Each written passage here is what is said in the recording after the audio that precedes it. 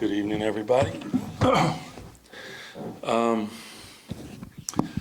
So the start of the game, not really what we wanted. We have to figure out how to start a little bit closer to what we did in the third quarter. But the bench came in and gave us a huge boost, and part of it is just finding our way, and part of it is like learning how to play together at that high level without constantly digging a hole. And to these guys' credit, they continue to show fight, and we've won a bunch of these games, but it is not, we can't live off a steady diet of that. And I think that they understand that, but understanding it and finding a way to make sure that we have better starts is imperative. It's not even a negotiable. Happy with the 41 threes. That's a good number. 24 assists. We need to get that closer to 30.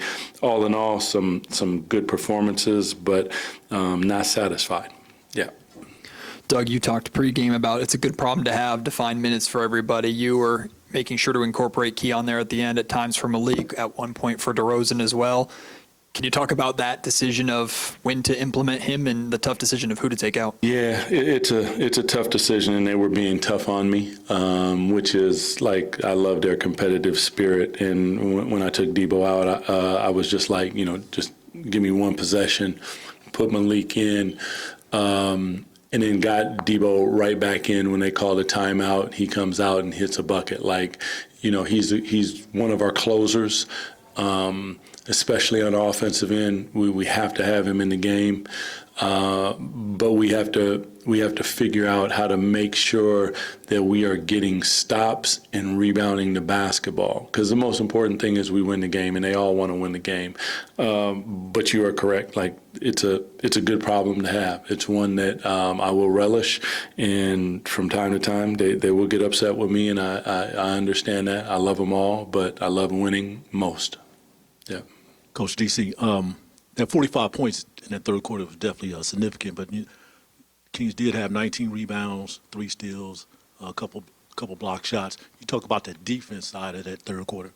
Yeah, the ability to have active hands, be physical, make them feel us, touch the man, touch the ball, have a presence about yourself, and a resilience that just does not want them to do anything remotely close to how they started the game. Like, it's the only way. Like, if that's what we do for a whole game, the starters are probably sitting down in the fourth quarter, and all of a sudden guys are getting a chance to run that maybe don't always and find their rhythm. That's what we want. But when you start the game the way that we did, it's not good. It's just not good, and we have to be better. But that third quarter, I think, showed it's like, your kid, once they show you that they can make their bed and clean their room, it's like, oh, you showed me. You messed up now. Okay, so I'm going to need that. And that's what I pretty much said to him. It's like, that's great. You showed me that it's possible. Now we need to make it consistent. Just to kind of piggyback off what Matt was saying, from about 4:30, 3:30 left in the game, looks like Malik came to the scores table a couple times and sat down. Yeah. Was the plan there for him to come in for Keon, or were you kind of just trying to scope it out at that moment? No, he was coming in for Debo, but Debo made a shot. And, if Malik was in that position, Debo would be like, leave him in the game, because those are the type of guys that we got. They understand the game. When you start getting the game going, it's more about winning the game. So Malik was like, I'm good, D, and he went back. Now as that time started getting lower and lower, he's like, yo, and I get it. I love the competitive spirit that all of them bring.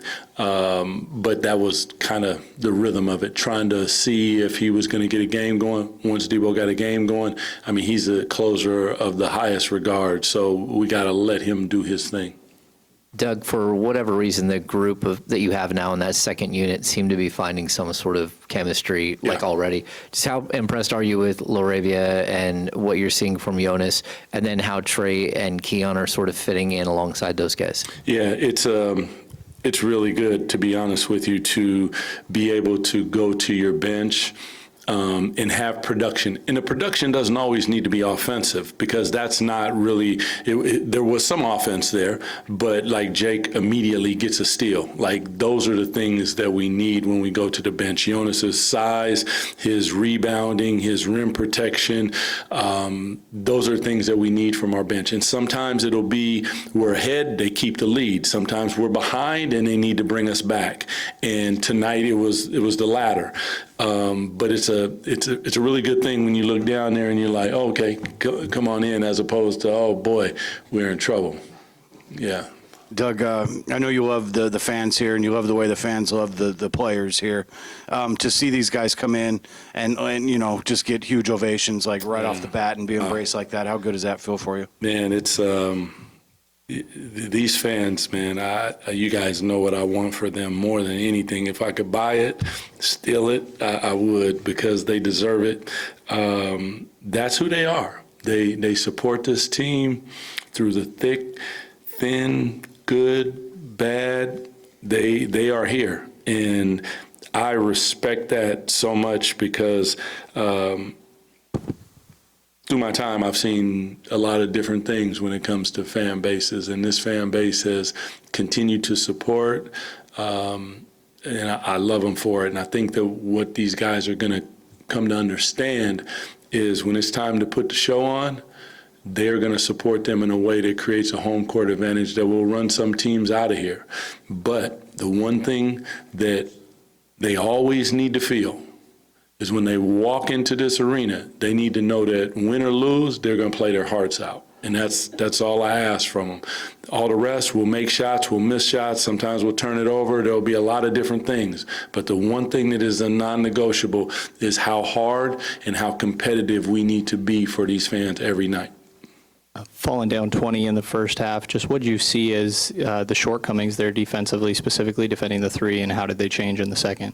You know, Trey Murphy is a heck of a player, man.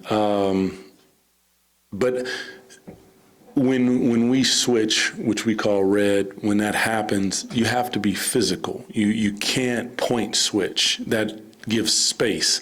We don't want space. When I talked to you guys earlier, I want to close space. I want to close airspace. I want them to put the ball on the deck. And there were a couple of times when we read it and we were back, free shot. He doesn't even see you. He's a little deeper than you might think he'll shoot it, and he shoots it. Like, these are things that we have to be better at, locked in, communicating at a really high level. In the first half, I think their hot guys were like 7 for 10. When I say hot guys, I'm talking CJ, Trey. And in the second half, they only hit 2. And I think that spoke to the level of aggressiveness and physicality and sense of urgency and all of the things that I require. And when they do it, things go better. And we have to make sure, though, that we start the game with that type of sense of urgency. Appreciate you guys. Have a good night, guys.